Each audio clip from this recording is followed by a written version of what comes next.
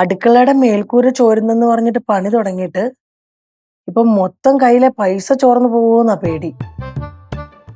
വീട് പണി അങ്ങനെയാണ് സീതേ, നമ്മൾ തൊട്ട് കഴിഞ്ഞാ പിന്നെ ഒരു അറ്റം കണ്ടിട്ട് നിർത്താൻ പറ്റുള്ളൂ. ഇപ്പൊ എന്തായാലും വല്ലാത്തൊരു പരിപാടിയായിപ്പോയി. ആണല്ലേ പറഞ്ഞത്. അതിന്റെ ഇത് അടുക്കളയുടെ ചോരണ് എങ്ങനെയെങ്കിലും ഒന്ന് റെഡിയാക്കി അതിനൊരു തീരുമാനം ഉണ്ടാക്കി തന്നു. ഇപ്പൊ ഏകദേശം കാര്യത്തിനൊക്കെ ഒരു തീരുമാനമായില്ലേ? തീരുമാനമായി. പാറു എന്നെ ഉറങ്ങാന്ന് തോന്നുന്നു. കരയാണോ? കരയാണോ? പാറുവേ, പാറു എന്തു പറ്റി? പാറുക്കുട്ടി, സീതമ്മ ഒന്ന് നോക്കിക്കേ. അയ്യോ കരയുന്നു. നീ വന്നേ ചോദിക്കട്ടെ. ഇങ്ങോട്ട് വാ എന്റെ പൊന്നല്ലേ അമ്മ പറയും. എന്തോ പറ്റിയത് ചോദിക്കട്ടെ. കരയണോ? എന്തോ പറ്റിയത്? എല്ലാവരും വഴക്ക് പറയാ. എല്ലാവരും വഴക്ക് പറഞ്ഞ പറഞ്ഞ അത് മോശമായി പോയല്ലോ. എന്തിനാ മോളെ വഴക്ക് പറഞ്ഞേ അത് പറ. എന്നെ വഴക്ക് പറയാൻ പ്രത്യേകിച്ച് കാരണമൊന്നും വേണ്ടല്ലോ. എല്ലാരും വഴക്ക് പറയും. എന്റെ കാര്യം കേൾക്കാൻ ഇവിടെ ആരുമില്ല. അയ്യോ, മക്കളുടെ കാര്യം കേൾക്കാൻ അച്ഛനും അമ്മയില്ലേ? പറ എന്താ? ഞാനൊരു പെൻസിലും ബുക്കും മേടിക്കാൻ ലച്ചേച്ചി പറയാൻ അങ്ങോട്ട് ചെന്നതാ. അപ്പൊ ശിവചേച്ചി എന്നെ കൊറേ വഴക്കം പറഞ്ഞു. ആഹാ, എന്നത് ചോദിക്കണല്ലോ ശിവനോട്. അച്ഛനെ ചോദിക്കാനൊന്നും പോണ്ട. എനിക്കിവിടെ ജീവിക്കാനുള്ള അച്ഛൻ വീട് പണിക്ക് ശേഷം അങ്ങ് പോവും. എന്നാലൊന്ന് ചോദിക്കണല്ലോ. ശിവമോളെ എന്താ കുഴപ്പമില്ല ഒന്നുകൂടെ വരെ വന്നേ.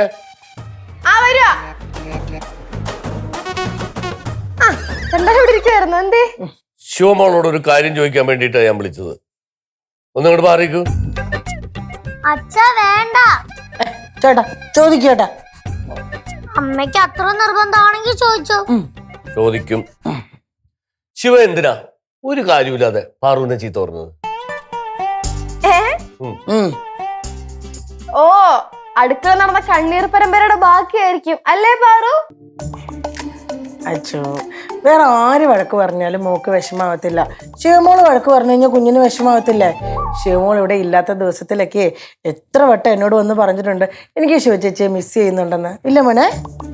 പിന്നെ ഭയങ്കര മിസ്സിംഗ് ആണ്. ഞാൻ ഇവിടെ ഇല്ലാത്തതിൽ ഏറ്റവും കൂടുതൽ ഈ വീട്ടിൽ സന്തോഷിക്കുന്നത് ഇവളായിരിക്കും.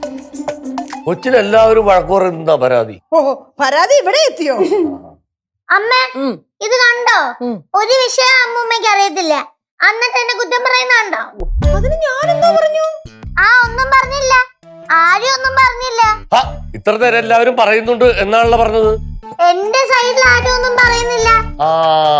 അതാണ് പോയിന്റിൽ നിൽക്കുക, അങ്ങോട്ട് ഒന്നും മാറല്ലേ. എല്ലാവർക്കും ശിവചേച്ചനും കേശവനെ മതിയല്ലോ. എല്ലാവർക്കും ഞങ്ങളെ ഭയങ്കര കാര്യ. കാരണം എന്തുവാ, ഞങ്ങൾ നല്ല പിള്ളേരാ. അതിന്റെ സ്വഭാവം കൂടെ നന്നായിരിക്കണം. അമ്മ പറയുന്ന കേട്ടോ? നേരത്തെ അടുക്കള വെച്ചെന്നെ ഉന്തി തള്ളിയിട്ട്. ശിവ, ഈ പിഞ്ചു കുഞ്ഞിനെ തള്ളിയിട്ടോ? എന്റെ അമ്മ നിനക്ക് തോന്നുന്നുണ്ട് എന്നെ കൊണ്ട് ഈ കുഞ്ഞു കൊച്ചിനെ തള്ളിയിടാൻ പറ്റുമെന്ന്? ഞാൻ ആകെ ഇവളെ ഒന്ന് പിടിച്ചുന്തി. ആദ്യം ഇവളാണ് പിടിച്ചുന്തിയത്, അതുകൊണ്ട് ഞാൻ തിരിച്ചുന്താണ് ചെയ്തത്.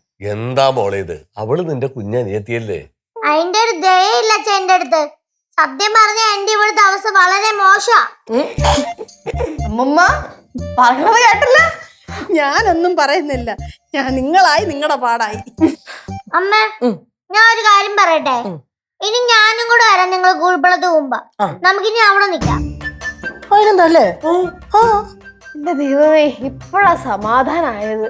വേഗം കൊണ്ടുപോകാം, ഇവിടെ നിർത്തണ്ട, എത്രയും വേഗം പൊക്കോ. അമ്മ പറയുന്ന കേട്ടോ? അമ്മേ ശിവ, നീ നിന്റെ ജോലി നോക്കി പോയേ. അത് തന്നെ പോകാൻ കുറച്ച് സമാധാനം കിട്ടട്ടെ. ഒരു ബുക്കും പെൻസിലും മേടിക്കാൻ വേണ്ടി ലച്ചേച്ചടുത്ത് പറയാൻ വന്നപ്പോഴത്തേക്ക് ചേച്ചി എന്നെ വഴക്ക് പറഞ്ഞു, ഉന്തി തള്ളിയിട്ട്. ഇപ്പൊ എന്താ എന്റെ പ്രശ്നം? ബുക്കും പെൻസിലും അത്രയല്ലേ ഉള്ളൂ. പഠിത്തത്തിന്റെ കാര്യത്തിൽ യാതൊരു കോംപ്രമൈസും ഇല്ല. പഠിത്തത്തിന്റെ കാര്യത്തിൽ മാത്രമാണ് അവർക്ക് ആകെ ഒരു കോംപ്രമൈസ് ഉള്ളത്. ബുക്ക് കൈയോണ്ട് തൊടത്തില്ല എന്ന് പറഞ്ഞാ പിന്നെ തൊടത്തില്ല. അതൊക്കെ തൊട്ടോളും കൊച്ച് അല്ലേ? ഇപ്പൊ എന്താ വേണ്ടത്? ബുക്കും പെൻസിലും. വാ, നമുക്കൊന്ന് നടന്നിട്ട് വരാം. അമ്മേതാ പോരെ. ഇതൊക്കെ കാണണം. അല്ല നിനക്ക് എന്തോത്തിന്റെ കുഴപ്പമാ?